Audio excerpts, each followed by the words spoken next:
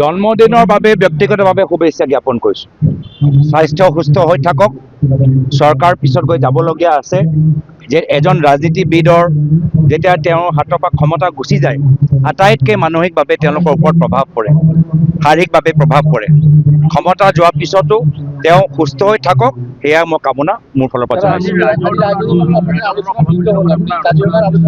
সেইখিনি কথা ক'লোঁ মই সেইখিনি এতিয়া মই মিডিয়াত কম নেকি কওকচোন, কিমান চিট আমি এদিম জানে। কিন্তু এটা কথা ঠিক, এতিয়াতো মুখ্যমন্ত্ৰীয়ে নিজে আলোচনা নকৰাকৈ চিটৰ ঘোষণা কৰিছে। দেৰগাঁও তেওঁলোকে চিটৰ ঘোষণা কৰিছে। আমিতো তেওঁলোকৰ দলৰ ভিতৰত মাৰপিট আৰম্ভ হৈ গৈছে, আৰু পৰৱৰ্তী আমি নিজৰ ফালৰ পৰাতো আমি চিট ঘোষণা কৰা নাই। আমি যিদৰে বিজেপি দল নিজৰ কোalitionৰ ভিতৰত আটাইতকৈ বিশাল দল, আমিও নিজৰ বিৰোধী দলৰ মাজত আটাইতকৈ বিশাল দল, কিন্তু বিজেপিয়ে আলোচনা নকৰাকৈ চিট ঘোষণা কৰি দিছে। আমি কৰা নাই। আমি বিৰোধীসকলক সন্মান কৰোঁ, তেওঁলোকে অগপ দলটোক সন্মান নকৰে। য'ত চিটিং অগপ বিধায়ক আছে তাতে তেওঁলোকে বিজেপিয়ে কৈ দিলে কি আমি খেলিম। সন্মানে নাই, সৰ্বানন্দ সোণোৱাল ডাঙৰীয়াক সন্মানে নাই, অগপ বিধায়কসকলৰ সন্মানে নকৰে। আমি তেওঁলোকৰ দৰে আমি কামখিনি কৰা নাই। তেওঁলোকে যদি কৈছে ফেব্ৰুৱাৰী 15 তাৰিখলৈকে তেওঁলোকৰ সময় লাগে, তো আমাৰো কোনো ধৰণৰ পলম, আমাৰ আসন বুজাবুজি লৈ আমাৰো কোনো ধৰণৰ পলম হোৱা নাই। ধন্যবাদ। মই আমাৰ CLP মহোদয় আছে, তেখেতক দুআষাৰ। আজি কেন্দ্ৰীয় বাজেটৰ লৈ মই যথেষ্ট দুখিত।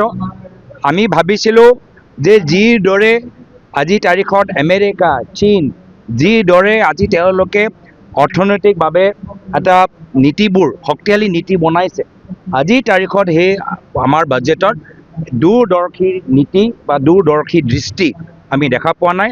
আজিৰ তাৰিখত বিজেপি দল ভাবিছে যে তেওঁলোকৰ চৰকাৰ আহি গ'ল, 5 বছৰ এতিয়া তেওঁলোকে ক্ষমতাত থাকিব।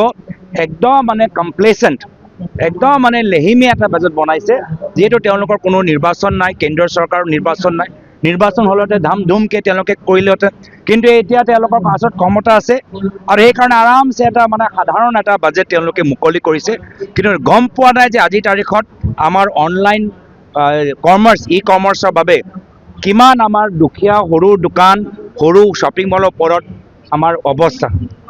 আজিৰ তাৰিখত চব কামবোৰ ডাঙৰ ঠিকাদাৰক কৰাৰ কাৰণে থলুৱা ঠিকাদাৰবোৰৰ কি অৱস্থা। চব কাম এতিয়া মিনাৰেল ৱাটাৰ বটলতো ডাঙৰ কোম্পানী সোমোৱাৰ বাবে আমাৰ সৰু সৰু সমবায় সমিতিৰ কি অৱস্থা, সেয়া লৈ তেওঁলোকৰ কোনো ধৰণৰ চিন্তা নাই। ক্ষমতা আছে, সেইকাৰণে আৰামছে তেওঁলোকে এটা সাধাৰণ বাজেট মুকলি কৰিছে।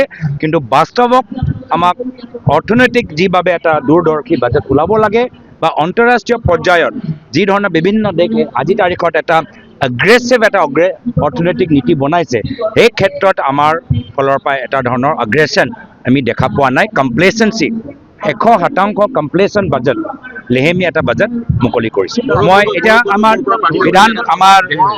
দলপতি দুআষাৰ মই আমাৰ দলপতি